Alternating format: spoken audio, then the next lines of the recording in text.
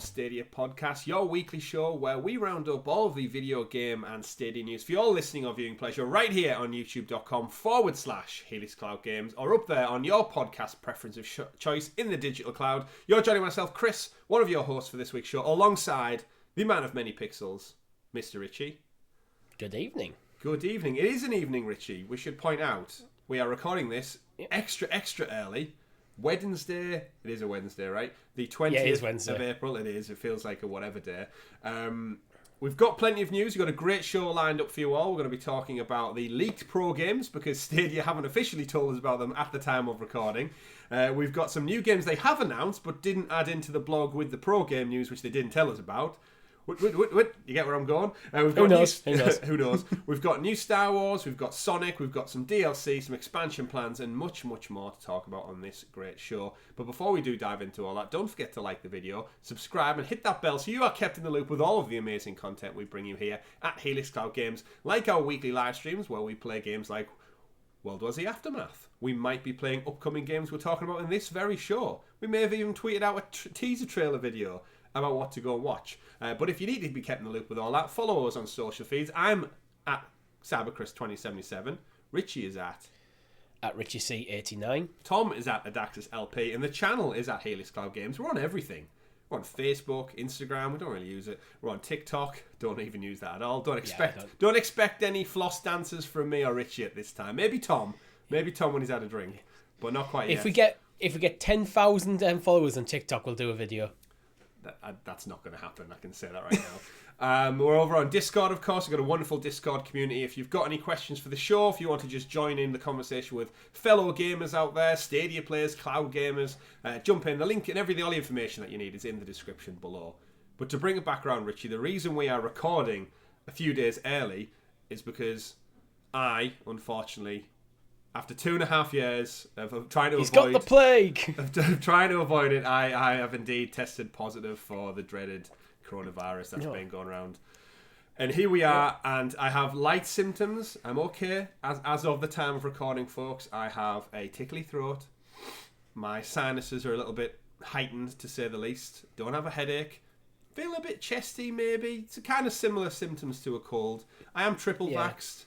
I do believe I actually had it back in 2019 before it was cool. Before all the cool kids had it, I had it back before it was even a thing. So just as a precaution, Richie, I've got my orange juice.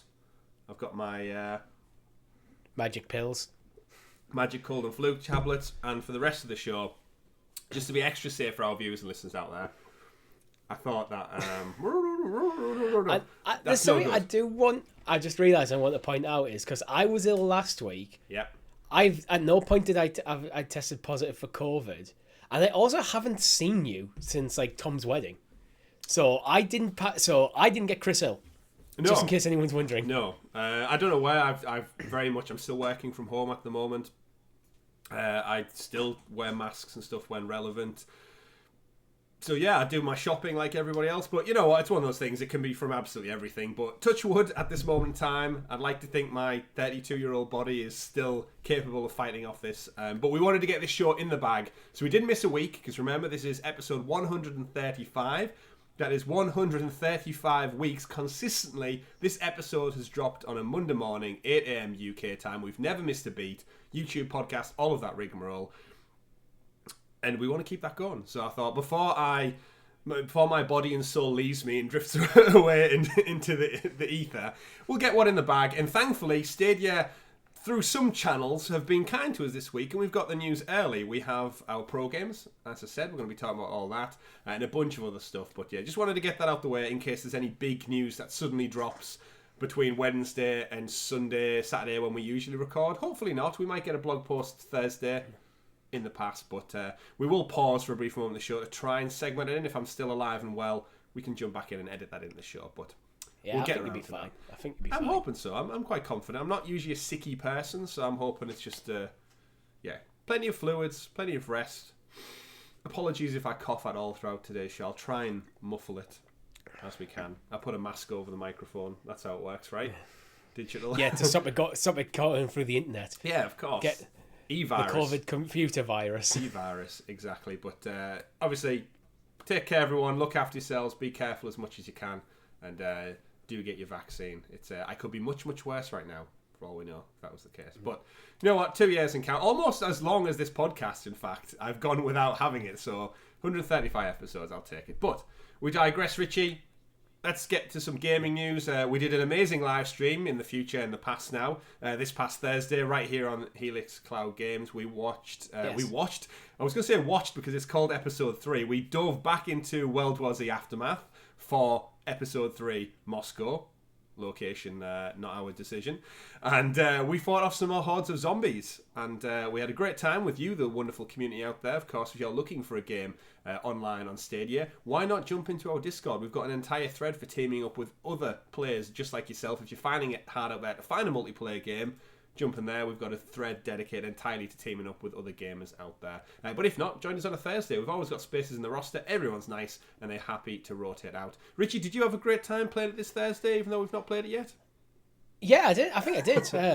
Do you remember that moment that I did? It was awesome, epic, and like everyone applauded me for it. That grenade. Oh, yeah, that grenade that bounced off the back of your head and blew myself up. That sounds like something. That's how it usually goes with my grenades. That sounds like something you would do.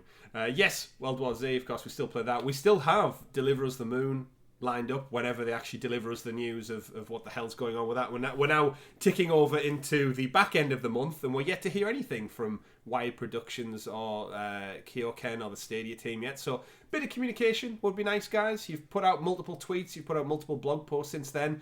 Just a sentence, that's all. Just say we're still working hard on fixing it, or maybe give us a time frame. But we all know what roadmaps are like in the clouds, Richie. Well, they're going, they don't need roads, so they don't have road maps. Cloud maps? Makes Are they a sense. thing? Probably, yeah. Pirates read the stars. People on roads have sat-nav, Google Maps. You know We what need a you're doing. meteorologist. That's what we need. They will know. People must read the clouds. There must be some word that fits that. If you know what the word is for reading the clouds. Meteorologists, the weathermen. We need a weatherman. They know about the clouds. Yeah, that's what we need. Bring in the weatherman. If you're a weatherman and you want to join the podcast, let us know. Or woman. Or woman. Or dog. Weather dog would be cool. Or whatever. As long as you can speak English and you understand the weather. Yeah. That's all we care What's about. the weather like, Scooby? Woof. Anyway. We digress, Richie. Games everywhere. And we're here to talk about them. So, Richie, do us the honours of introducing us to the super sexy special Stadia story segment, aka the news. The news. As I said, very generously given to us early this month, I guess. It's only the 20th at the time recording, and through hell or high water, we know some of our pro games.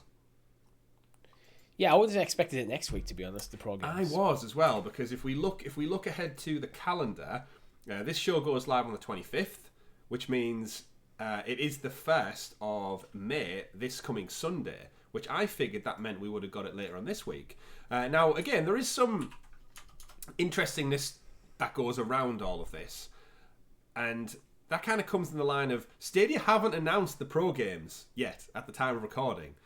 We did know, I guess, one of the pro games, and that was the Lumote Mastermote Chronicles, which is due to release this week. However, it's set to come to Stadia Pro. It's actually, if you go over to YouTube and just search out the trailer, it says in the description coming to Pro in May still, and it did stay in one of the Stadia blogs. We've mentioned it on previous shows that this game is scheduled, all intents purposes, to be coming to Pro. So don't buy it this month, folks. If it comes out in a few days' time, do not purchase this game because it's going free on Pro imminently. Or so we think, because as I mentioned, we did have a blog post this week, Richie. And within the blog post, they neglected to say anything about the Pro games. They recapped on Golf with Friends, which launched last week. They mentioned a few free trials, which we covered on last week's show as well. They mentioned the Little Nightmares, the Axel City Races, the Dragon Quest free trials. They dropped the information about Darkside Detective DLC, which we also covered. We're quite ahead of the curve when it comes to news. And for some reason, they also went back and told us there's a 30-minute free trial of Pac-Man Mega Tunnel Battle, which it obviously came out well over a year ago now. So the blog post in itself, very thin on the surface, because they neglected to mention anything about the pro games. However, they then did their traditional press release, which goes out to 9to5 Google, and I'm sure every other game website who pretty much straight up ignores them. And our friends over at 9to5 Google actually gave us an update, and it turns out that 3 pro games are confirmed, and they're a pretty decent bunch. Also, there may be more on the way. So this isn't just 3 and out. We should expect potentially to hear some more. So at the time of recording, as I said, we've got Lumote the Mastermote Chronicles, should be confirmed. Second up, Richie, your favourite game. Speaking of dog weathermen, we've also got Paw Patrol in the form of the Paw Patrol movie Adventure City Calls game, which is the 3D platformer. Again, family game aimed at a younger audience. It's like... You play a bunch of the different doggos, and you basically solve puzzles, mini quests, you complete races and such to stop the selfish schemes of Mayor Humdinger, which I think is a brilliant name, and save Adventure City. I guess we know that one's coming. I'm actually okay with things like Paw Patrol coming and the Pro, because I've got 4 nephews, and the oldest is 3, so that maybe I think 3-year-olds probably a bit too young to really start playing games, but they're not far off. Like, and Paw Patrol could be a great game to like introduce them. Yeah, so I think have some fun time with that. I think it's a great game. Again, we've said time and time again that gaming's for everyone of all ages, and you and me and a lot of our viewers and listeners probably started at a young age with games far worse to some degrees than this one in terms of the mechanics and gameplay. Probably them 99,000 in one like things. Oh yeah, certainly. So it's a great get, and again, it opens that audience up to other people. It goes into the pro library. We've said time and time again, we've dedicated entire SideQuest shows to this, but 50 plus titles with an absolute mixed bag of variety. We did it in the episode, in fact, when we compared it with Ubisoft Plus, and said like Ubisoft Plus is great for big chunks. However, you can't deny Pro has that level of variety that comes with it, and now we're adding yet another family-orientated game into the mix. Or, you know what, you might just like dogs, or you might be a big achievement hunter, and I know these games are very centered towards not making it too difficult to complete, so have at it. Fill your doggy bowls out there. But, interestingly enough, that's Lumote and Paw Patrol, which confirmed, or semi... It's weird because it is confirmed via the press release, but Google haven't said anything officially yet. So it is and it isn't confirmed, folks. Take it with that little grain of salt you can sprinkle on. But the I think it's a small grain of salt you need on this one. Oh, yeah. Small. I think it's a very good... Like, 9to5 are pretty much bang on every time, so... Yeah, again, this press release is direct from Stadia that follows the blog every week, so... I don't know what's happening on Google's social teams, where maybe they want to hold it all back for next week to confirm all of them in one go. But then why would you put it in your press release? Again, it's just one of those things that seems to happen far more regular than it needs to. But here we are, and it's helped us out with the show, so we won't complain too much. The final one that we do know is confirmed as of now is actually the biggest of the 3, in my opinion. I think it's a fantastic get. Just over a year since its release, it looks like we're going to be getting Outriders, Richie. So to read from just the brief description, as mankind bleeds out of the trenches of Enoch, you'll create your own Outrider and embark on a journey across the hostile planet. With rich storytelling spanning a diverse world, you'll leave behind the slums and shanty towns of the first city and traverse mountains, forests and desert in pursuit of a mysterious signal. Combine intense gunplay with violent powers and an arsenal of increasingly twisted weaponry and gear sets, Outriders offers countless hours of gameplay from one of the finest shooters developers in the industry, People Can Fly, of course, of Gears of War fame. And did we both play the demo originally of Outriders? I did. Yes, I played the demo and I was very much not sold on it. I don't, it was one that I remember thinking, I don't know why I'm just not into this in the slightest. I think the fact that it was like, is it a games of service? Is it not? It's a looter shooter, which I don't really go in for nowadays.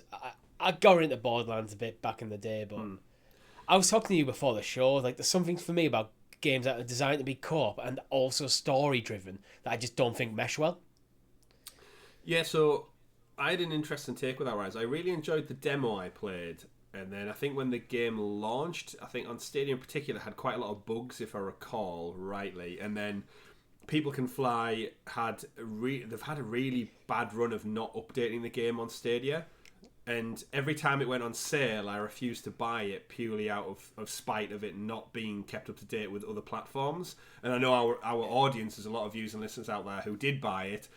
And again, yeah, they were kind of short-handed a little bit with the way it was looked after. The game did really well. Took them a while to catch up. Yeah, completely. And we know they had their own problems. Square Enix didn't pay out the royalties for the game to People Can Fly. We covered that in the news as well. I actually, if I remember rightly, I think the sales were nowhere near what was expected. And I think that might have been where the money issues came into play. Yeah, because I think on podcast episode, whatever it was, we actually discussed this game also came out on Game Pass day one, which saw it have millions and millions of users, but not many people actually bought it. Which is where Square Enix had potentially an issue with payout. But here we are, fast forward a year and a little bit to April. Well, May by the time it actually comes out on Pro. And it's actually just on the cusp of having its 2022 expansion come out. So it's actually tomorrow at the time of recording, so there'll probably be a bit more information revealed. But essentially Worldslayer, which is the 2022 roadmap expansion, whatever it may look like, story DLC. It's been forecast for a while. A lot of people are expecting there to be new classes introduced, new enemies. Pardon me.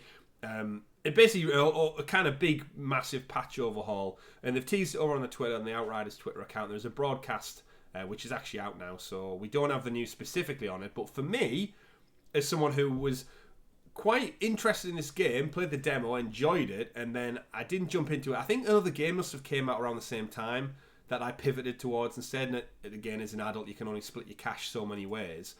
And then once I started hearing all the bad stuff from the Stadia community about its performance and its patches and stuff, I distinctly remember saying to you on the show, it's almost like it's a bullet dodge for me. I've saved £40-50 almost. Yeah, I remember that. But fast forward a year, I think it's one of them games. If day one you're not in, because it isn't games as a service, that was very much confirmed. This is the content. That's all there is to do in the game. Mm-hmm. So it's not, they're not expecting you to just live in that world forever like you do with something like a Destiny. A year later, now I'm going to actually Google what the price is now, because I bet you it's something like £30 max. What have you got? Let's have a look. Steam. Steam. It's $49.99 still on Steam. Yeah. I'm sure we can get that cheaper. I mean, probably. It's one of those where I think they usually go back up to a set price, but you find them on like you said, I think before the show, PlayStation Plus. Wouldn't be surprised if it showed up there soon. And right. This is more what I was expecting. Outriders PS5 version on Amazon, £16.42. Yeah, again, it's a year old, so it's about standard. But you know what? As a pro title, I'm down for it. I'm looking forward to it. You and me will jump in on a live stream. Again, I enjoyed the gameplay, but my brain, I think, just got confused between, is it a games as a service, which I know it's not, it's just story DLC, but then it's online co-op, and I don't want to be playing with people I don't know. So it's a bit, again, we digress. But overall, Outriders, AAA game, Square Enix again, publishers, People Can Fly, coming to Pro. I think it's a good get. Remember, this could have just been another 2 random indie games, so the fact that we're getting a AAA title that's just over a year old, I think, again, adds to the... Which I think it's fine. Like, a AAA title from a year ago, I think it's perfect pro fodder, to be honest. Like, pro fodder. I love it. I think there's going to be a stream in this, to be honest. Oh yeah, I'm down for playing it again. I've saved my pennies. I've got my pro subscription till September, thanks to that deal that was online that everyone was sharing around. And yeah, I'm excited to jump into Enoch and see, more importantly, how the game has progressed, how it's looked after, and I'll be very intrigued to know if in this showcase broadcast this week, will Stadia be getting the update day and date, because that might quickly sour the entire audience and community on this game for like the 5th time now. So this is his chance to kind of correct any wrongs. I'm going to make a prediction. Let me know in the comments if I'm right or wrong. There's going to be no mention of Stadia during the presentation, and people are going to go to Twitter and ask about it, and then it will come. The Worldslayer content, specifically? Yeah. I think it will come. I'm going to say no, but I think it will come later. It's like... That's not good. Yes, it's coming. We haven't got a confirmed date. We can't confirm date for you yet. That's how I think it's going to play out. Well, again, you've got to wonder, don't you? Obviously, they've had a deal to bring it to Pro, which means Stadia actively talking to People Can Fly.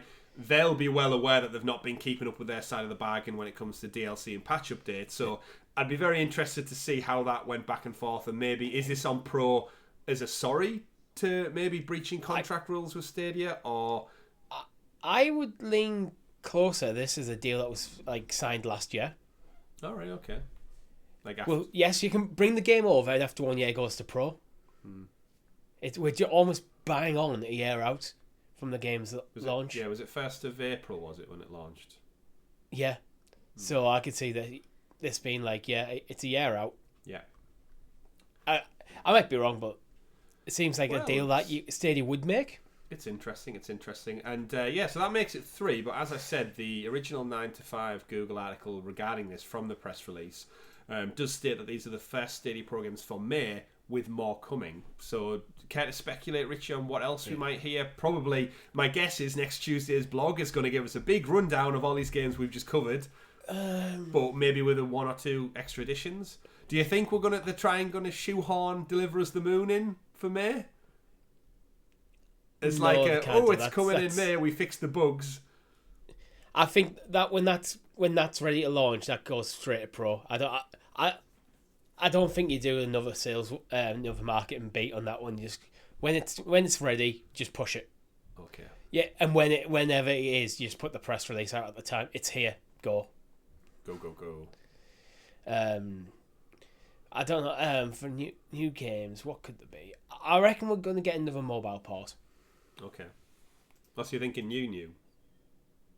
Yeah, I think will be stuff we haven't heard of.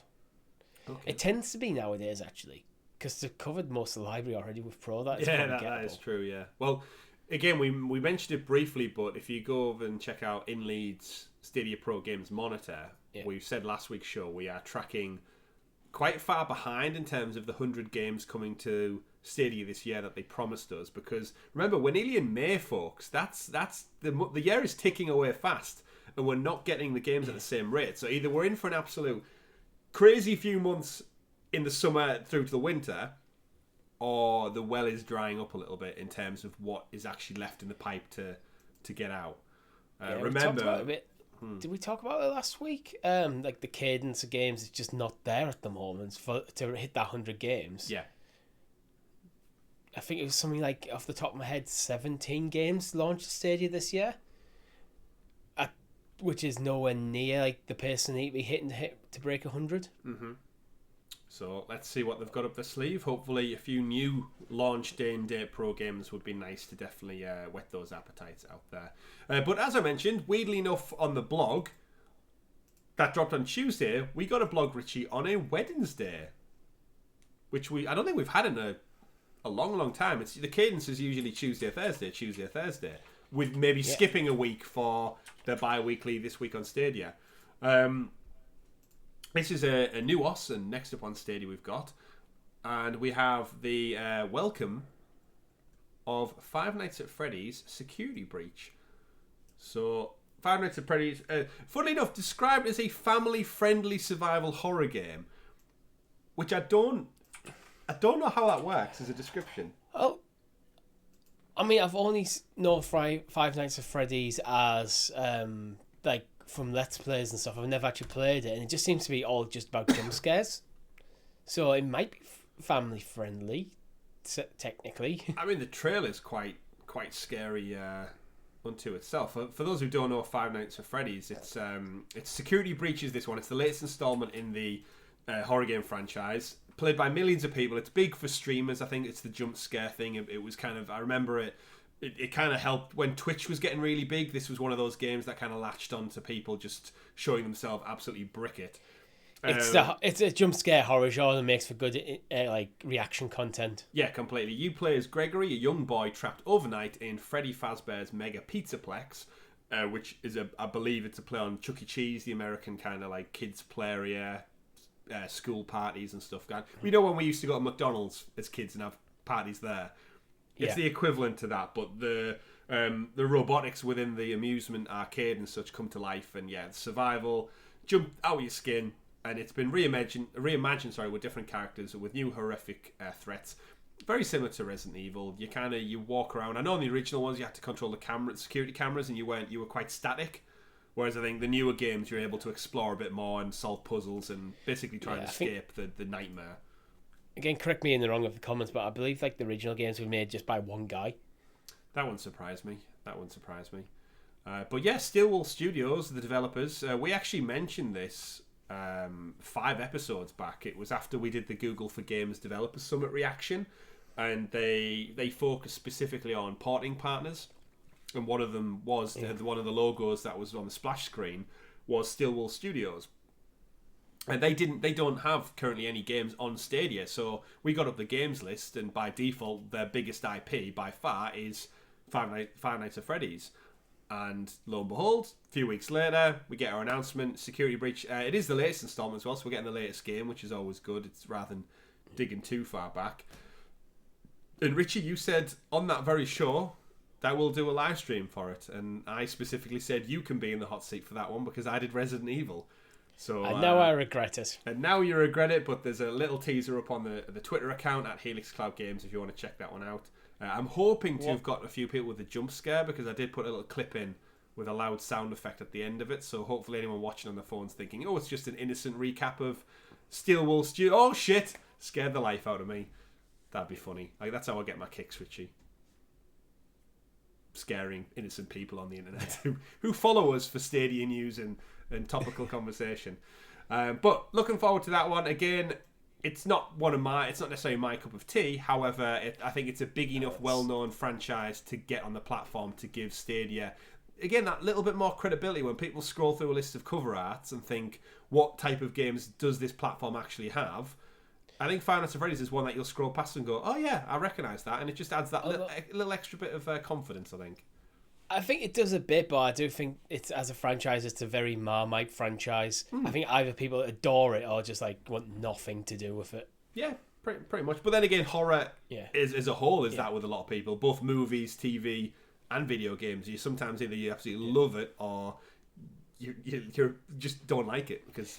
Yeah, that's it. It's like, I think that is horror. You're right there. It's like either you're into it and you like the jump scares, you like being on edge while you're playing a game, or you just this is uncomfortable. I don't like it. Don't want to do it. I'm out. Yeah, I mean we thoroughly enjoy horror games with each other, with friends, with an audience. Do not play them. Don't play them solo. And I'm an absolute coward when it comes to just sitting down with headphones on and playing through it myself. So, if that's the type of horror you love, fantastic. If not, don't worry, because we've got another game announced as part of this Wednesday blog, in fact. Deathrun TV was also announced. Deathrun TV is a fast, hardcore, rogue-lite, twin-stick shooter set in the world's biggest and craziest game show. You'll experience real-time, blistering speed and bullet-dodging action as you compete for glory, assuming you're able to survive in this 2D bullet hell where only likes really count. So it's in a world where we're obsessed with social media, evidently, Richie, and only likes count. Coming to you from the largest studio ever constructed, Deathrun TV is the show where contestants risk it all and gather likes from audiences watching over the world 24 hours a day. The entertainment never ends. With breakneck speed, bullet-dodging action, lots of guns, you'll survive swarms of rabid mutants to progress and level up your contestant. Twin-stick bullet hell will test your reflexes through each arena.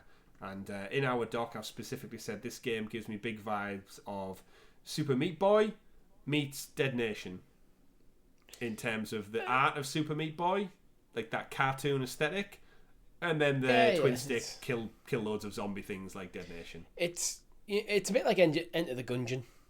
Yeah, it's like very much bullet hell. I mean, they keep bringing up bullet dodge and bullet hell in the press release, so you know what you get. It's a roguelite it's a bullet hell roguelite. Yeah.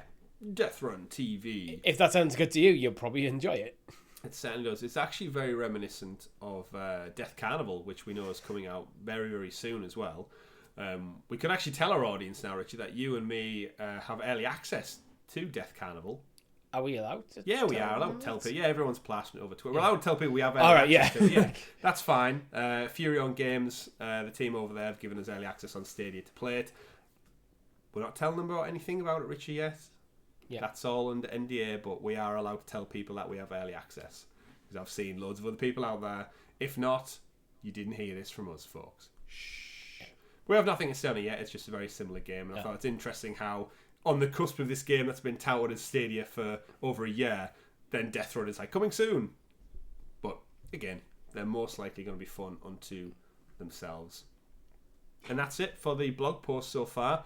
So nothing official in terms of Pro, but we've got 2 games officially announced, but they didn't tell us the Pro games were coming. And this is where the communication gets a bit weird, isn't it? So Tuesday blog post, nothing to do with Pro, but the press release told other channels that the games were coming to Pro.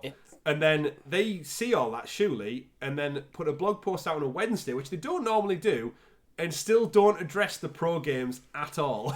It almost feels like there's different teams working on this stuff, but not syncing up what they're doing. Like, you have one team like dealing with like the press release stuff, and one team dealing with the public facing blog posts, and then they haven't talked to each other. It does feel that a little bit disjointed sometimes. It feels like they need one Google Doc that they put their stuff into and they collaborate and share on, because that's what we use for this show, and it's funnily enough owned by Google, so fill your boots. We will pause, Richie, for a moment.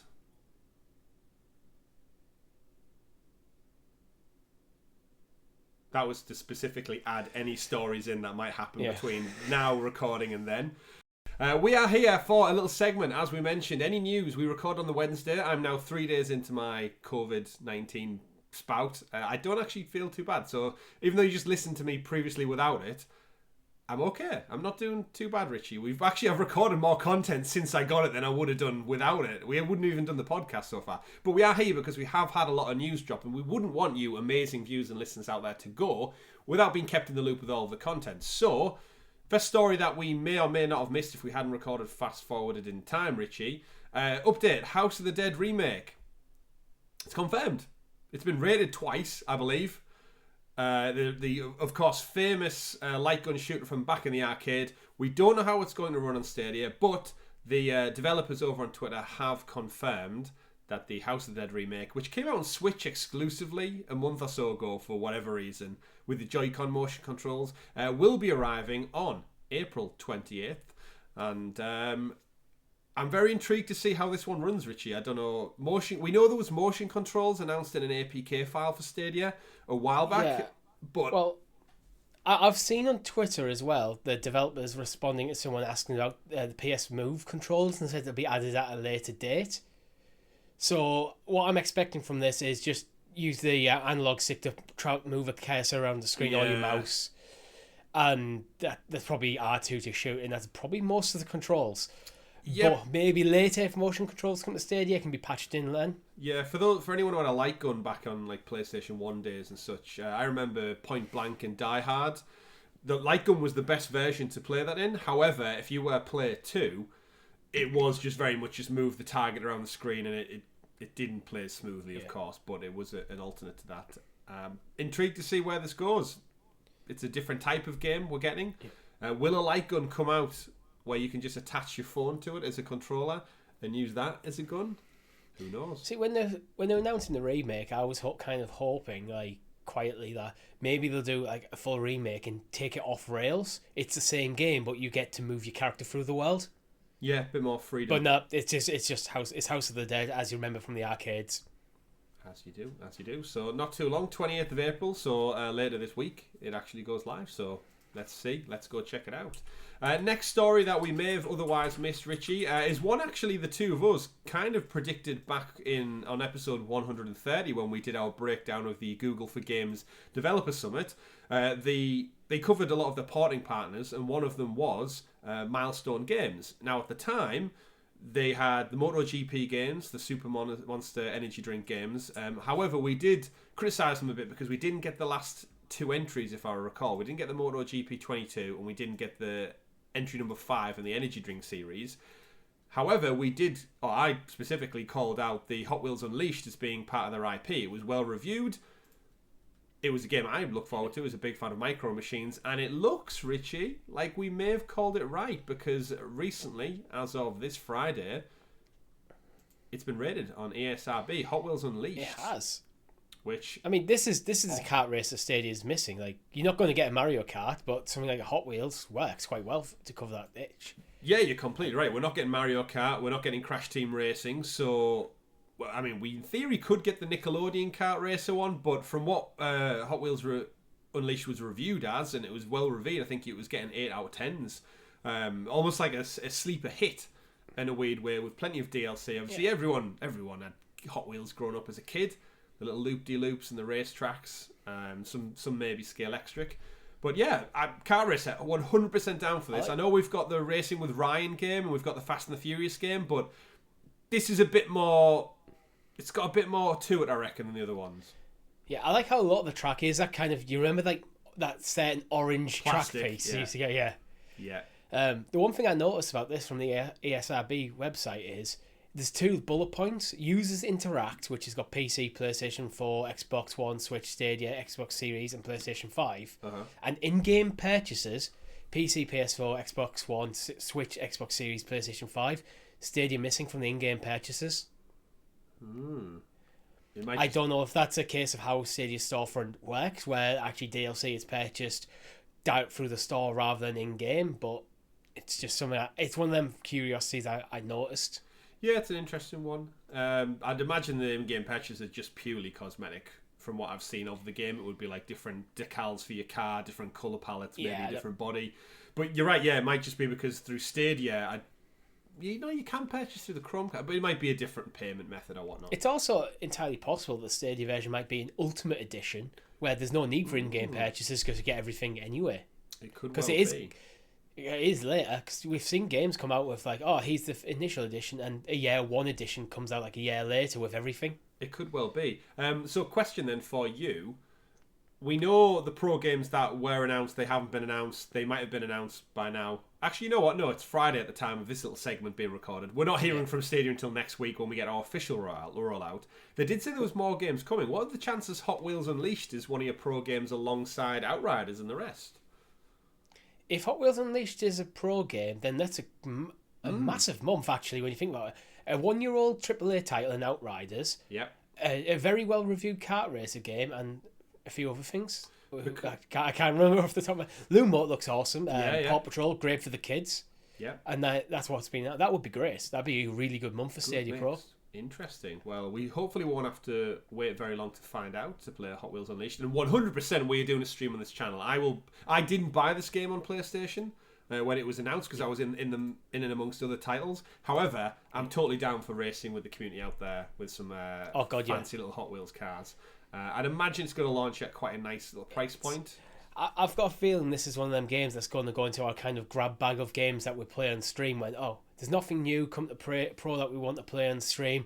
Let's go back to something we've played before. Certainly. It can fall in that category where, we haven't played Hot Wheels in a while. Let's play it again. You're completely right.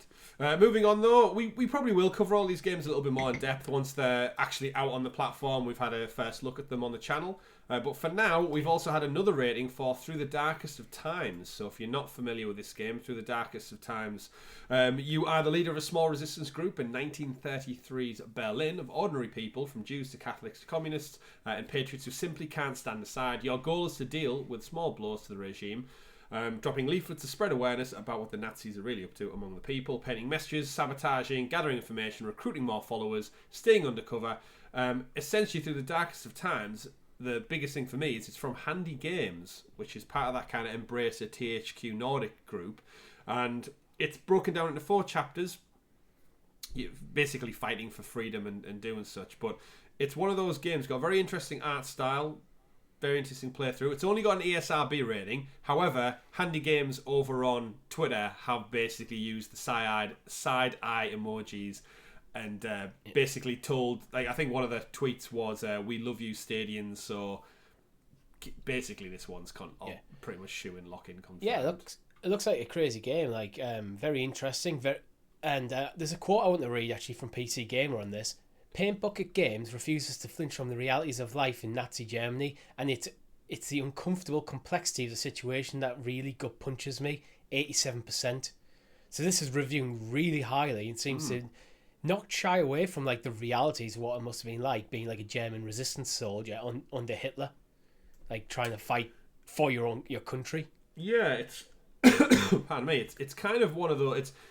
I don't want to say point and click adventure. It actually reminds me a little bit more like the winemaking simulator in the terms of its. You have like an open world map plan of Berlin, and you basically click throughout the different regions and.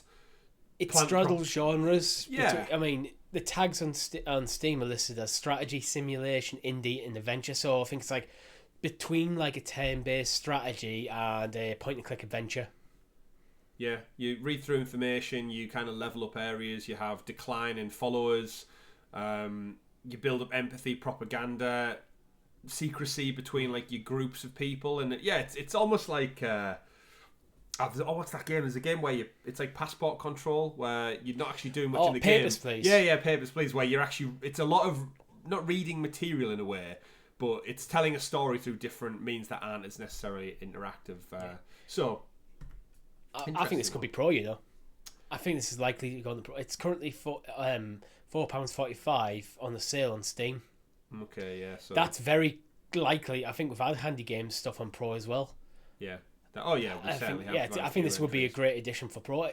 This is one of them games where I think it goes to Stadia Pro, more people will actually try it out. Yeah, I would agree. But that's it for our rated games that we've got in this little mini segment here. We'll hand it back over to past versions of Chris and Richie from that pregnant pause. We'll hand it back to them. So thank you, Chris. Thank you for that little news segment that you may or may not have edited into the show right there. Can't believe they finally revealed blank. Elden Ring 2's coming to Stadia. Don't say that. We'll be touted as clickbait in the thumbnail. Big, massive Elden Ring guy. Let's get George R. Martin all over it. But no, while we do pause for the initial news, before we get into the news stories for the week, I do want to do a special shout out to our Helix heroes, of course. We've got many, many Helix heroes on the channel. Over 50 viewer members over YouTube and Patreon still. And just wanted to give a quick shout out to Steve Nelson, Crispy Gamer, Andrew Nolan, Brendan McBee, Consino, Clive Illenden, Dave Windall, Dan Wheeler, Alexander Smith, Link TV, Ashley X, Louise, Fabled Alpaca, Simon, Sarge, James Pearson, Jin Hood, Bjorn Brawson, CrazyBad247 and Jack the Slip as well for your absolute patronage and support. You guys have all passed, or give or take, the 12-month mark. You get a lovely box of Stadios next to your name for supporting the channel so long, and of course Richie's undevoted love as well. But I wanted to give a shout to those guys, and a special shout to our latest member, not quite at 12 months yet because they've just joined, but big shout out to Al Davis Music as well for becoming a Helix hero right on youtube.com. And if you want to support me and Richie a little bit more in gathering up all of your latest news for discussing right here on the Sounds of Stadia podcast and elsewhere on the channel, you can click join below if you're watching on youtube.com. From as little as 99 pence, folks, you get exclusive early access content to the SideQuest show. You get exclusive stickers, badges, other little perks as well. So do check that out. We do appreciate it. And even the lowest 99p, Richie, it goes a long, long way to show us that you love and care and appreciate what we do for you. Does. Because even Keeps with the lights on. even with COVID, I mean, I hope it doesn't keep the lights on. I'm not relying on it that much. But you know what? We do this in our spare time. I say it all the time. It's just a hobby. We love it. And everybody out there who shows us any kind of support, whether it's a comment, it's a like, it's a retweet, it's a share, it's a question for the podcast in our Discord, it just makes it all the more worthwhile. So thank you very much. I'd say it's what gets us out of bed on a morning, but no, that's our real jobs, unfortunately, which we get fired if we don't get up and go and actually attend to. So that was our pause. Doesn't sound like much news dropped from what I hear. But let's move on to the next story of the week. Star Wars. In a long time ago, Richie, in fact, in a galaxy far, far away, Amy Hennig was working on a Star Wars game. That's right. Famed producer / director / creative mind behind the Uncharted franchise. My favourite franchise of all time. Worked on a Star Wars game with it was called Project Ragtag, I believe, and it got canned after many months / years of production. And poor Amy Hennig, she hasn't really put out a game since she was moved off the Uncharted 4 project back in 2014-15. last game she worked on as a writer was Battlefield Hardline, which was 2015, and she is a writer on Forspoken, which is due to She come out is, soon. yeah, with Gary Whitta as well, of Star Wars fame, Yeah. funnily enough, Yeah. writer of Rogue One, I should say. But the reason I wanted to bring this up specifically is Amy Hennig last year announced that she was teaming with Skydance Media to form a new kind of gaming partnership. And with her heritage in Uncharted and Legacy of Kain and in Jack and Daxter and stuff, and it's always been story driven. That's always what she wanted to do with Star Wars. And when she was with the Ragtag team, which was their project name, is they were doing a AAA story-based game in the vein of like Uncharted-esque storytelling. And back to Star Wars 1313, which was the EA Visceral studio that was working on a game back in like 2012, which was on the low levels of Coruscant, and it was going to be bounty hunters, and it was all grimy, and it was going to tell a similar story with like action-based shooter third-person cover. And thankfully, we fast forward, Richie, to nearly a decade later, and Skydance, Lucasfilm Games, and Star Wars, so Disney by proxy, have announced a new adventure is on the way from one of the most acclaimed creators in Amy Hennig. And the reason we specifically bring it up is within the blog post itself, they said they want to create high-fidelity, richly interactive experiences crafted for traditional gaming platforms as well as emerging streaming services. Which, guess who that is? It's you. It's Amazon us. Luna. I mean, it may be. Amazon And Google Luna. Stadia, It does- and probably PlayStation Now, or PlayStation Plus, Deluxe, whatever it's called, Deluxe. and Xbox Cloud Gaming. Star Wars Cloud Gaming. Their brand new Star Wars specific cloud streaming service from Bespin. Oh, this could be a white label Stadia thing, potentially. Yeah, you know what? I wouldn't put past Disney, to be honest, to go that route. They just tore the world apart. Like, look what they've done to Netflix. Hey, you've got Disney Plus, you get the Star Wars game. I mean, why not, It right? drives people to... Yeah, why not? It drives people to the subscription service. We've not. I mean, this could be a whole side quest in itself, Richie. Do we wait for side quests? Do we do it for side quests? What should Disney white label say? White labeling projects. I mean, I'm just thinking in my mind now. If you take Disney Plus on my TV and where I also have a Google Stadia app, you tell me there's no future where I can click a link in Disney Plus that takes me to Jedi Fallen Order to play. I think we do it. Right, yeah. Folks, if you are a Helix hero, one of our members, you get this episode now. It's live. It's up on the channel for you to go watch. If not, you'll have to wait till Friday. Sorry, folks. This is how SideQuest is born. This is how SideQuest is born. Occasionally, we just get these strokes of inspiration. Go, there's a conversation there. It is, but not enough for a Stadia-specific podcast, because again, not confirmed. But for a cloud gaming topical SideQuest show, it's good shit. So yeah, add up those Metachlorians, folks, and we'll see you over there on SideQuest. But yes, Richie, Skydance Media, bringing it to emerging streaming services. And then to go back to it again, yes, Amy Hennig of Uncharted fame is working on bringing a new Star Wars title. We're probably a good few years out. Hopefully, the library for Stadia and cloud gaming in general will be in a much healthier place. We announced it. We spoke about it last week, but cloud gaming is going to increase 4 times over by 2024. This game's probably looking for a release after that date still, if we're honest. So, yeah. You know what? I mean, she's just coming off Forspoken.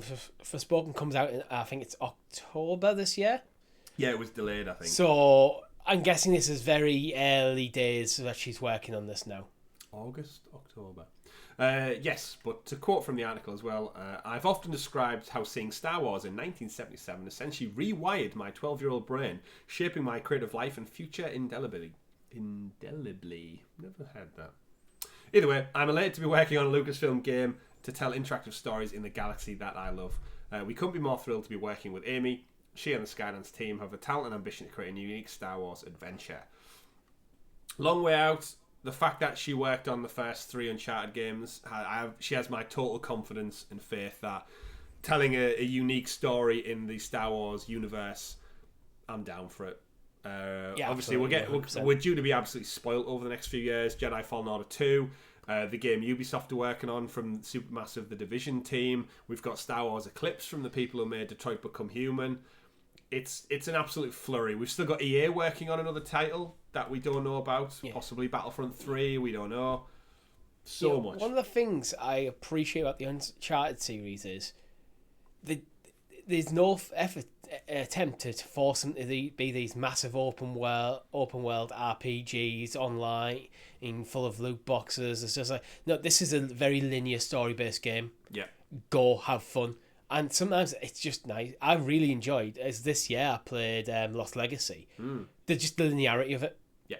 There's a bit of an open world section to it, but it's not like Horizon Forbidden West levels of open, where I have the platinum and there's areas of the map I still have Fog of War on. Like, it's like, yeah, this is a bit more manageable. We're being spoilt, that's for certain.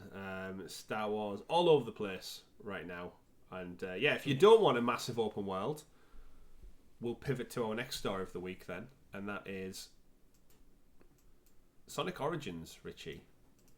Yeah. Sonic Origins was just announced as of today, in fact. It's essentially a remaster of 4 Sega classic games: Sonic the Hedgehog, Sonic the Hedgehog 2, Sonic CD, and Sonic 3 and Knuckles. You can play as all Sonic, Tails, and Knuckles across them all. They put out a really fun trailer to kind of showcase it's the animated cartoon that I remember as a child. Very reminiscent of the one from Sonic Mania. They haven't announced it for any cloud gaming platforms as of yet, so get your big grain of salt out for this one. Get your brick of salt out, in fact. But you know what, Richie? I will be damned if Google Stadia is going to let the only acknowledgement of Sonic on their platform be that shitty mascot in the Olympic Games game from Tokyo. I will not have it. If its mascot as huge as Sonic the Hedgehog, 30th anniversary, is it? 25th anniversary, whatever it's celebrating. Yeah. This is our childhood right here. This blue Blair deserves recognition on this platform outside of a dude in a suit. Right. If you're doing a remaster, bring them to Google Stadia. God damn it. These games are so iconic. As soon as you said Sonic Origins, and up to right this moment, I've got Green Hill Zone playing in my head. Like, I want this on a portable platform. Yeah, I mean, it's coming to Switch. If it's not coming to Stadia, I'm probably going to pick it up on Switch. Yeah, I'm thinking Switch probably as well, rather than my P. I don't need the power and the full-on fidelity of my PS5 for this. I'd rather have the handheld experience with it. Yeah, the games look great. They are remastered, but I don't really know, other than maybe smooth it out and make it widescreen, what really they could do massively that makes the games different. But I've bought these games several times over already. I've got the Sega collection. I've got them on my phone. The 16-bit art style works, so you're probably just up-resing it. Yeah. Smoothing things out, just making things just look that bit cleaner. Because bear in mind, I think this is probably like a 480p CRT that they originally designed for, and now it's probably up to 4K. Yeah. Like, it needs a bit of work to keep it looking. It deserves it. You know what? I'm a Sega kid. God, yeah. I love Nintendo, but I definitely grew up with Sonic the Hedgehog. I watched the cartoon as a kid. We used to play Sonic the Hedgehog in the schoolyard at primary school. Yeah, we just used to run around, probably doing like Naruto runs, pretending to be Sonic the Hedgehog, Knuckles, Tails, and stuff. But yeah, we remember when Dr. Eggman was Dr. Robotnik. Of course, he is actually back. Sonic the Hedgehog 2. Jim Carrey's highest grossing movie of all opening weekend of all time. Best thing about Sonic 1 is he is Robotnik. He is indeed. So he's like, you get it, guys. Yeah, there is some problems going on around the deluxe editions. There's about 5 different versions of this one game coming out. Whatever the hell that looks like, but we won't go into that because we don't know if it's coming to the platform. We obviously do know as well we're getting Sonic Frontiers. Sonic Frontiers is coming out later this year.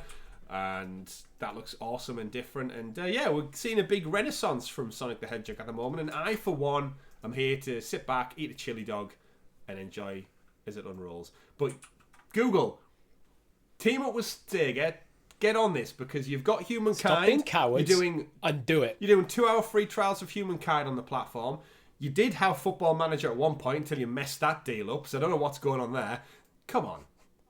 You can't. We did one of our very first SideQuest episodes, Richie, was, does Stadia need a mascot? Not a dedicated mascot, but does it need a face?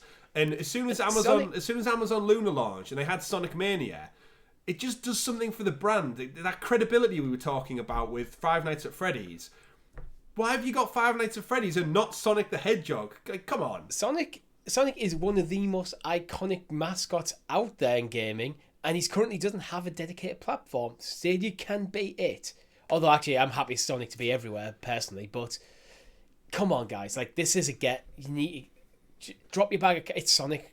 It's going to sell. It wouldn't even Imagine, how many dads do we know who have Stadia? How many dads grew up on these games, would love to jump back in them with their kids? Yeah. It is a... Just do it, guys. We know you're listening. Yeah, we know you're listening. Get it on the platform. Exactly. Add it to the list. You've got till June 23rd to port it over. So best be quick as well. Best be quick. Forget the blog post. Forget the pro games. Get on this one. Yeah. June pro game. You had it right. No, you didn't. That's that one. We'll cover that one. Moving on to our next story of the week, Richie. Heading over into the DLC territory now. We're going to go back to one of my favourite games, Marvel's Avengers. It's interesting how we just went from being like both absolutely insane, get this game on the platform, to like, you're up here and I'm down here. Yeah, completely. Reading from a Stadia source of yours truly, Crystal Dynamics has announced their plans for Marvel's Avengers in the form of an update 2.4 featuring a worthy new character and more events. That's right, Jane Foster, aka the Mighty Thor, will arrive, taking design inspiration initially from her comic book identity. As a fellow wielder of Thor's hammer Mjolnir, her abilities will have a lot in common with the God of Thunder's moveset, but will feature elements more distinct to Jane. This news follows the week's trailer drop of the upcoming movie Richie, Thor, Love and Thunder, which is also, spoilers, if anyone's not watched it, I'll give you a second, includes Natalie Portman's Jane Foster wielding the mighty Mjolnir, and that movie looks hype as shit. Cannot wait. Looks awesome. I totally trust Taika Waititi, whatever he's doing. It's like, I was getting hyped for Doctor Strange, and now I just want to get through Doctor Strange so I can get into Love and Thunder. Yeah, exactly. And we don't have long to wait either, but it's just, there's an interesting bit of synergy. We've mentioned on the podcast before, the She-Hulk was leaked, and the voice actor for She-Hulk retweeted saying that she's going to be in the game. And She-Hulk isn't happening, but the Disney Plus series doesn't come out till later in the year, so I think that might be kept under wraps until that comes out. And it's just such a good coincidence that as soon as all this hashtag Jane Foster, hashtag female Thor, hashtag the mighty Thor is trending all over the world in Thor Love and Thunder, it's got millions upon millions of views, Square Enix marketing department drop this literally within hours of that trailer dropping, going, oh, by the way, Marvel's Avengers, you can pick it up for cheap as anything right now. Free DLC coming, another character to play as, Jane Foster, aka the Mighty Thor.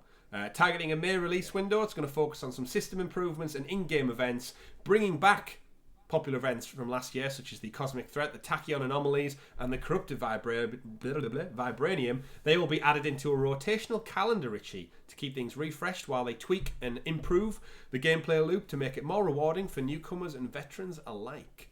So, no new story content yet for Thor and his characters, but a new character nonetheless that we didn't know about.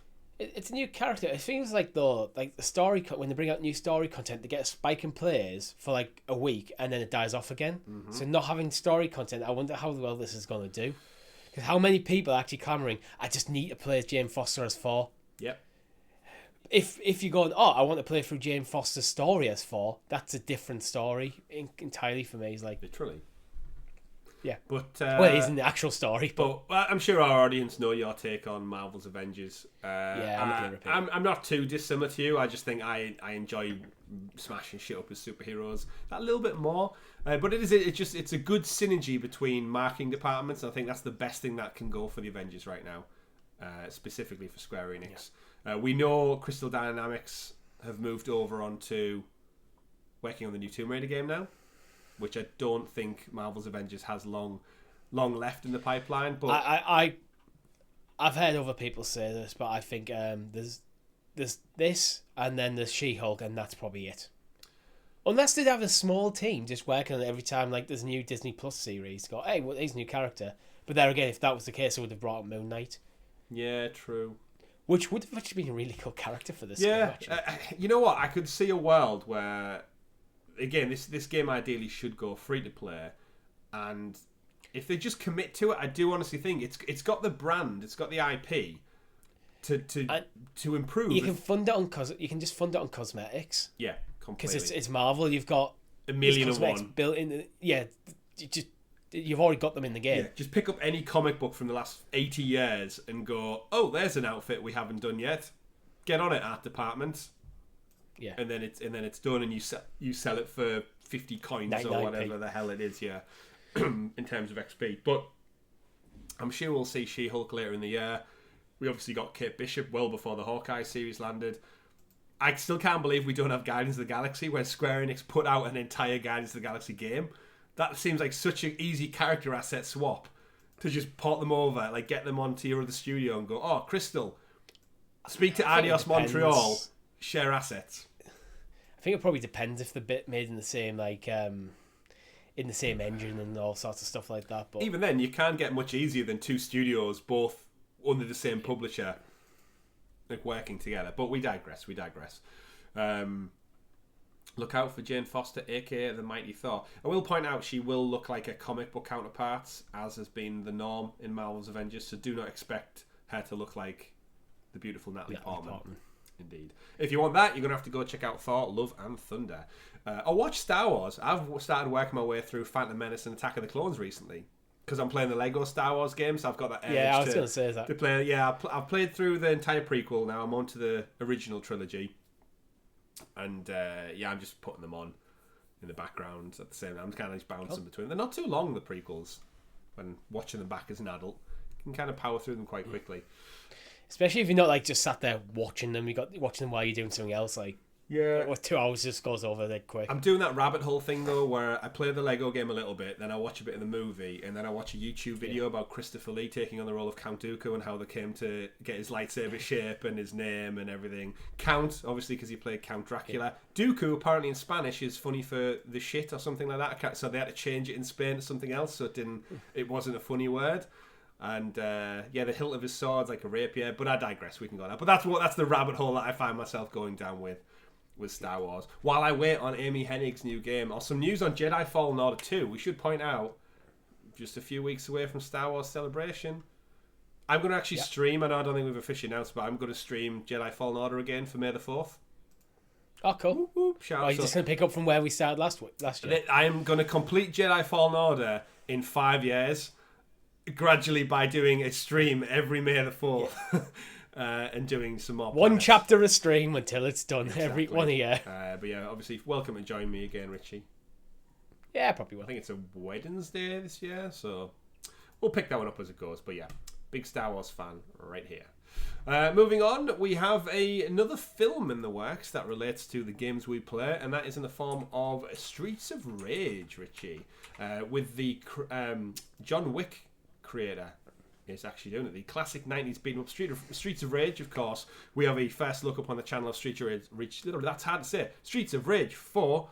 And it looks to be getting a movie. So according to Deadline, the upcoming video game adaptation is currently in the works. Sega, again, just ticking over, taking those old IP. Sega feel like they're making moves again. Like, they are. They've been ticking over for years, but now it feels like they're going, you know what? Let's go for it. I've just seen in the comments of this IGN article, like someone just saying, "I want Golden Axe." I agree, Goblin Coon. I want Golden Axe. Golden Axe would make a great adventure film. The movie, just lean into make it a bit campy and just self-referential, very self-aware, and just give it a Taika Waititi. Taika Waititi makes a Golden Axe film. I want that to happen. Yeah, so again, we grew up with this Streets of Rage on the Sega Genesis back in 1991. Multiple sequels and stuff until the third one, and then it just kind of ended for decades until we got 4, which was we had a great time playing it. New characters, new weapons, slightly new art style. Yeah. But yes, obviously the John Wick films are known for being super punchy to the point, really sharp fight choreography and stuff. What would you like to see out of a Streets of Rage movie, Richie? Realistically, you're talking gangsters, great fight scenes. Yeah, I think going with the John Wick creators is probably a smart move because you can just lean into that. Because they're not. Let's be fair, they're not that kind of story heavy. No, it's not all really. Just he's a setting. You're setting it's almost like these almost like 70s 80s era punkish style outfits and stuff, just beating the crap out of each other.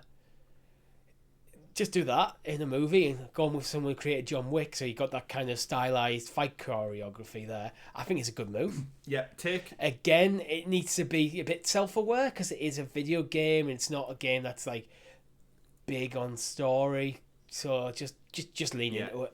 Start us off. Show someone get killed at the beginning. The protagonists. There's got to be more than one. Two of them team up. They're not happy. They hunt down mafia, mob squads, or criminal under seedy underworld types, beat up a bunch of people, have a few cameos from people going like wearing the jacket or the girl with the whip and be like, so viewers can go, that's that person, that's that thing. Have a police car come in and fire a rocket launcher randomly at one point, because that's one of the specials, a ring of fire around everyone, boss fight. All this sort of stuff.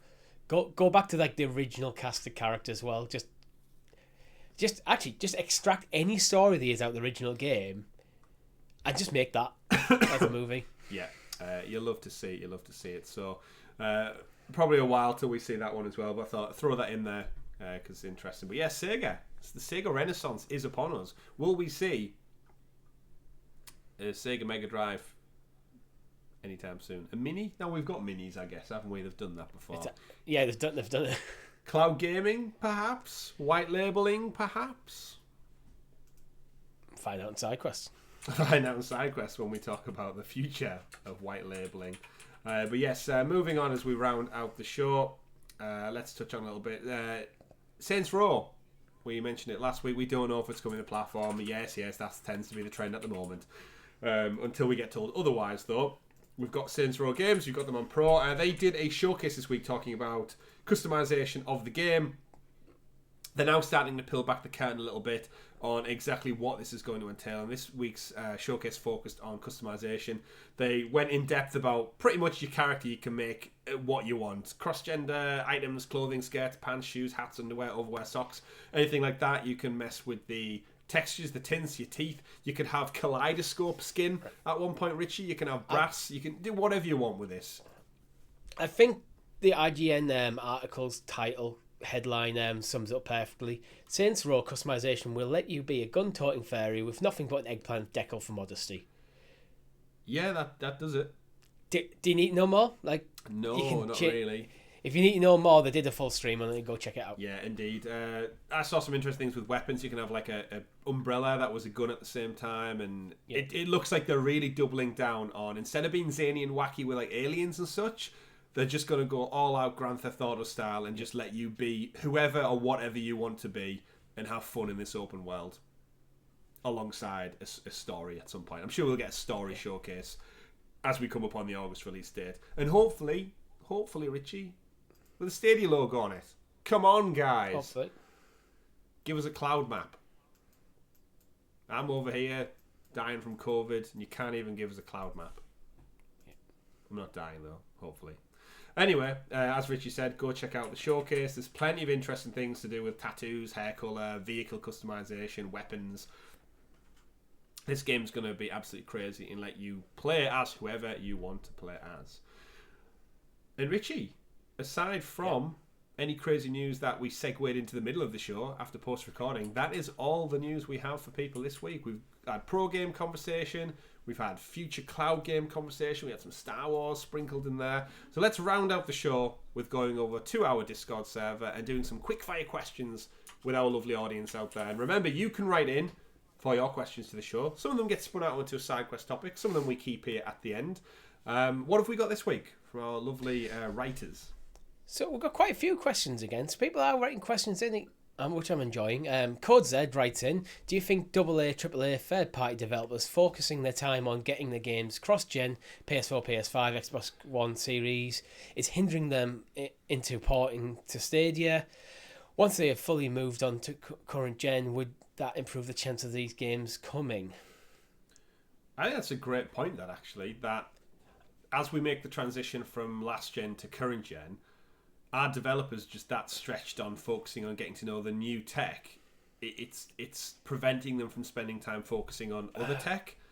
And I think that's definitely, with obviously COVID, the pandemic, working from home, and as we know, these teams have been split across PS4, PS5, Series S, Series X, Switch, PC, all these different storefronts. Yeah, it's no surprise. I honestly think that's a great point. I think it would have hindered Stadia and Luna and other cloud gaming services because you've only got so many staff, you've only so many times a day, you've only got so much money. Yeah. If you're always prioritised, and then anything that takes away from Stadia I probably think this has had a big hit. I think, because a lot of them are focused on so many platforms, like things like Stadia and potentially even Luna, more platforms to develop for. And Stadia, unfortunately, I think they just don't get the sales numbers to even focus on at all. So I think a lot of developers probably look at it and go, well, once we've finished porting this over, we could look to port the games to Stadia, but I think they're probably more inclined to jump onto the next thing. Yeah. Rather than spend the time porting the game to a platform where they're going to... It might be profitable, but is it profitable enough compared to focusing on the next thing? It depends. I think it depends on how the developer's structured. If they have like a small porting team who's like, your job is to take this, put it everywhere. Yeah. Then, yeah. But I don't know. Yeah, I'd say it's definitely hindered them to some degree, but we'll never know the truth. Unless there's like a sudden massive... Now, when everyone settles into PS5 Series X, if we see a sudden like boon all of a sudden, maybe, but again, we'll never know what's going on behind the scenes. At the moment, if you're just launching on Microsoft and Sony, you're effectively developing for 4 platforms at once. Yeah. If you drop that down to 2, then there might be a bit more space for Stadia to wiggle away in. But I largely think it comes down to how much they expect to sell. Yeah. Well, we said on last week's show, when the developers make the move to like just next gen, where does Stadia sit in that? And you yourself have been a big speaker of saying that you see Stadia as kind of like a PS4 Pro, kind of like it's that mid-range step into next gen. But eventually, all these devs will stop supporting PS4. They won't have games coming out on PS4. They won't have games coming out on Xbox One. Yeah. So then maybe you're right. It does free up that capacity to go, you know what? We're not developing for 2 additional systems. Let's pivot and do Luna and Stadia instead. And we might see a surge. The caveat that is, I see that as Stadia, the end user experience where the developers, they'll be focusing on like the actual Stadia hardware before it gets to the user. So it might be a PS5 level performance on Google's data centers, but by the time it gets to you, by all the compression and stuff, and the low latency like trickery they do, then it's dropped down in quality. So it's hard to know.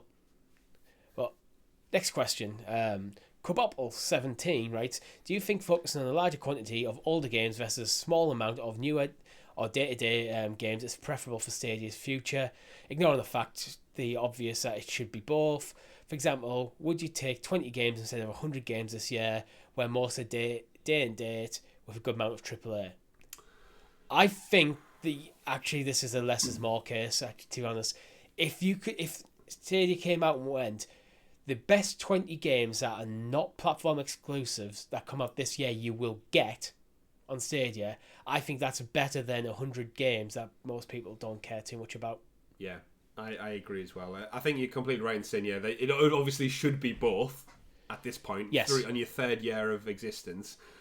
But that's clearly not the case. That is evident in us not having 5 of the third-party AAA biggest games of the year out, just non-existent. At the moment, I don't think we're getting either. That's the reality.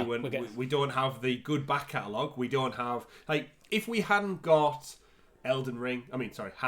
We haven't got Elden Ring, but if we hadn't got them and Grid Legends and Lego Star Wars... what else came out this year, Richie? What are the other... Tiny Tina's Wonderlands. We've done the whole SideQuest on like what games to expect. Yeah, if we hadn't got them, but the library was filled with maybe the Bioshock trilogy was ported across, or the Arkham trilogy was ported across, or the goddamn Mafia trilogy was finally ported over like it was promised over a year fucking ago. That's a good point. It wouldn't be as bad. How you're fleshing out the library. Yeah. If you're fleshing out the library with like beloved games from yesteryear, like from the PS4, the best games on like the PS4, Xbox One era, you're just getting 100 of them. That's not a bad year, to be honest. It's not. If you can't afford the day and date stuff, because that's important at filling up the library. Yeah. This year, we've largely seen so far the library filled with AA titles at best, mainly indies, and there's nothing wrong with these, but they're not platform sellers, and Stadia needs to have platform sellers. Yeah. Again, going back to the first question, I think the major problem with games coming to the platform is sales. Mm-hmm. If there's not enough people on the platform, developers are not going to sell it. Yeah. It. It's this vicious cycle they're in. Yeah, I think any part of a game from an older title, it's got to be seen as just like long term. Like, let's face it, if you ported the BioShock trilogy over, you wouldn't get many sales. But I'd like to think it was a slow burn of people who buy into Stadia go, oh, the BioShock collection's there. They'd pick up on it or something.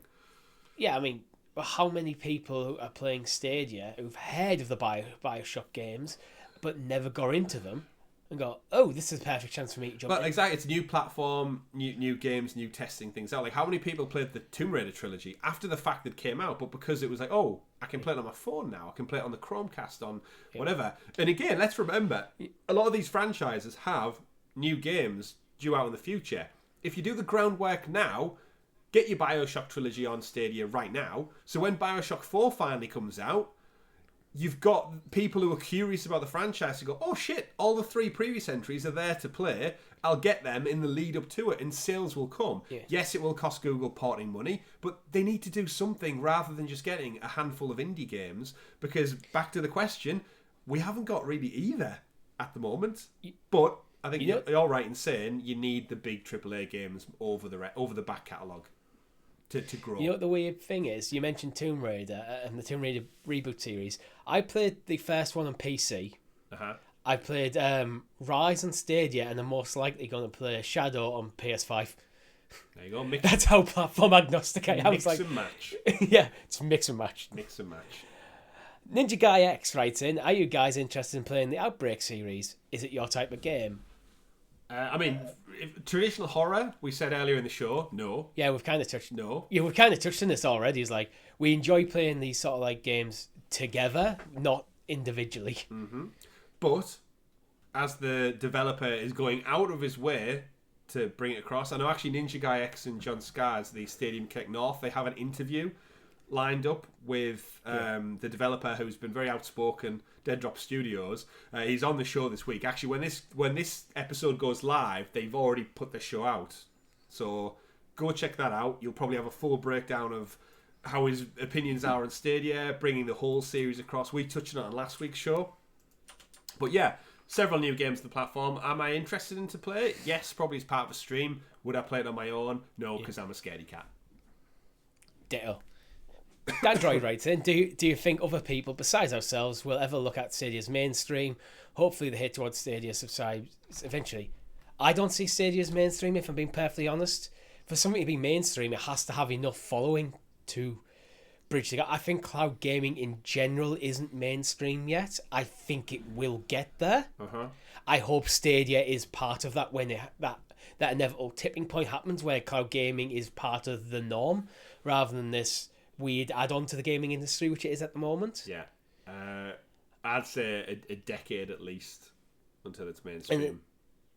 And in terms of hate, it depends, because I think it's the difference between criticism and hate. We're critical of the platform, but we don't hate it. There's some people have hated it right from day one and want nothing to do with it unless they get a cheap clickbaity title out of it. Mm-hmm.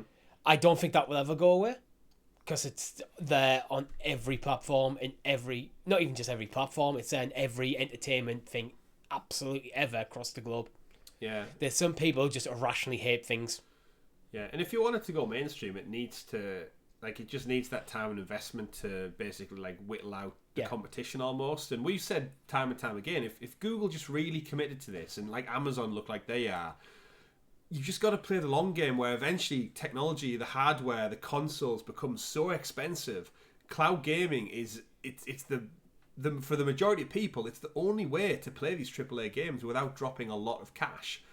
And they have the infrastructure, they have the money in the bank to make this a reality. You just hope that the heads, the shareholders, the decision-making people at the top have the foresight to look at this industry and go, it's increasing year on year on year, it's growing exponentially. We could have a slice of that cake if we just committed to it instead of bailing. Stadia could be in a very, very different place now if Google had just put in the damn investment. I think we all know that.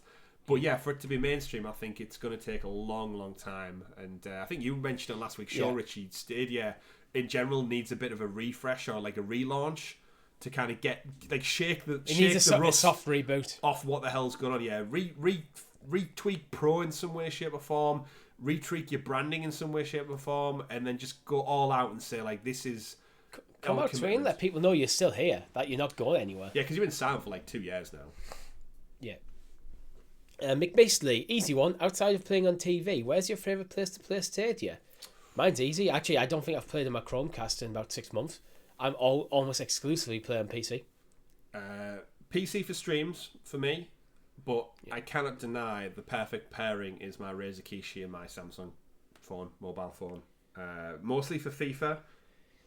Doing a little puzzle platformers. If Sonic came, that would be a great place to play another platformer. I haven't used my Kishi in months either. Again, if Sonic came, it's weird because for my Switch, I exclusively play my Switch in handheld. Yeah, same. For Stadia, I exclusively play at my desk. PlayStation, I tend to mix and match. If I'm going if I'm going for a trophy that's particularly difficult or something, I'll go downstairs to my PS5 and play natively. Mm-hmm. But if I'm just kind of when I was doing a bit of just grinding of the world stuff in Horizon, I was using my PS4 to remote play into my PS5, because then I could be up here and have things like social media going on, because I stick some YouTube stuff on. It's just I can have a lot. I've got more screens here. I've got 3 monitors in front of me rather than just one TV. So this is actually where my preferred place to play is at my desk. Yeah, I don't play as much on the TV actually. I think I've got into the mindset of my Stadia setup is right here, because like obviously we do hours of Stadia content sat right here. So it makes sense that this is my natural place. My living room TV is the PS5, my Switch is handheld, but FIFA and Castlevania Symphony of the Night and a little bit of Monster Boy back in there, so it's all been on the phone. So yeah, I guess it varies depending on game as well. More so than just preference. Good question. Code Z writes, what do you think the chances of IO Interactive's Bond game come to Stadia, seeing the Hitman trilogy is on the platform and will most likely be running on the same engine? Comes down to how Hitman sold on the platform. Is it worth the money to bring it across? Is Google going to give them a sack of cash? Yeah, I think I'm not optimistic. I'd love to see it. It should. Of course, we covered it on the show. The relationships there. They've got 3 games. Day and date. Let's remember, Hitman 3 was arguably one of the biggest games that launched last year on Google Stadia. Yeah. Hitman's an interesting thing because it was kind of dead in the water a bit as a franchise till they rebooted it. And then it's been growing in popularity over the last 3 iterations to now where I think IO Interactive, I think when they start announcing things properly for this Bond game, there's going to be a lot of eyes on this. It's going, you've been doing some good stuff there. For your eyes only. When it was announced there was a Bond game with IO Interactive, I don't think I heard anything negative. It was like, oh, I can't believe they gave a Bond game to these guys. It just seems, oh, yeah, that's a good fit. Perfect fit, very interesting what you're doing. Indeed. I can't wait. I'm looking forward to it. I'm a big fan of the Hitman games, but they're not the type of game that I'd buy day one because of just the nature of the game. The story's a bit loose. It's kind of an open world. The very sandboxy nature. Yeah, exactly. That doesn't really do it for me. But if you give me a solid James, I'm a huge James Bond fan, so can't wait. But yeah, it should. Will it? That's all dependent on Google, unfortunately. And finally, Fabled Alpaca with his no patented tongue twisters. Here we go. Right. Simon writes in and asks Richie to try and say, Peter Piper picked a peck of pickled peppers. A peck of pickled peppers Peter Piper picked. If Peter Piper picked a peck of pickled peppers, where the peck of pickled peppers Peter Piper... Oh, I almost got it! I almost got it! If you could have any game remade on Stadia, what game would it be and why? Remade? Stadia. Oh, off the top of my head, I can't even think. I've been clambering that long for Bioshock and the Arkham games. Remade. I'm trying to think. Do it. Eidos Square get together. We saw Gex Jr. last week. The 20 minutes of footage was leaked. Bring back a Gex remastered trilogy. Enter the Gecko, Deep Cover Gecko. Give me it. I know mine. I was trying to think of stuff before the PS4 era because that era of games just holds up anyway. Mm-hmm. So it doesn't need to be remade. I'm going to go with Dragon Age Origins because it's one of the best RPGs of all time, but looks like absolute dog shit nowadays. Dragon shit, some would say. And BioWare is EA, so it's actually possible. Anything's possible, Richie. Anything's possible. If you dream it, it can happen. But that's it for our questions this week. Thank you to everybody who wrote in. Remember, if you'd like to write into the show with a question to be read out or potentially spun off into a SideQuest episode, join our Discord conversation in the link below or become a member. Because if you're a member, we prioritise your questions because you support us that little bit extra. From as little as 99p, you can show me, Richie and Tom a little bit more love. You get exclusive badges next to your name, a bunch of other perks, and more importantly, access to SideQuest up to 6 days early. The day we record it, it gets rendered, it goes live, and you can check it out right there. So when we go off and talk about cloud gaming, Star Wars, white labeling, Disney Plus with a direct link to playing a game on via Stadia, what? You'll be able to hear about all that and talk about all that well before anyone else can. Don't forget, we don't like to gatekeep anything, so it will drop on free feeds eventually. We're nice like that. But we do also appreciate if you would give us a like, subscribe, and hit that bell so you're kept in the loop with all the content we bring you right here. As we said time and time again, we've got big plans for this channel. Always growing, always evolving, always changing. Lots of stuff. Hush, hush, it's all secret. Even our members don't know. It's true. Even Richie might not know. Even I might not know yet. But that's been it for episode 135 of the Sounds of Stadia podcast, your weekly show where we round up all of the gaming and Stadia news for your listening or viewing pleasure. Richie, I made it. I survived. My throat's getting quite tickly right now, and I ran out of my drink about 10 minutes ago, and I'm starting to feel it build up. So thank you to everyone who's persevered. Thank you to everyone who's watched along, everyone who's listened along on podcast services. You've been awesome. You'll find me at CyberChris2077. You'll find me at RichieC89. You'll find Tom at Adax's LP and all of the rest of the content. Just search out Hades Cloud Games. You know where we are, up there in the digital clouds. And remember, folks, remember Richie, play wherever makes you the happiest. Have a great week, everyone. We'll see you on the next one. Goodbye. Bye.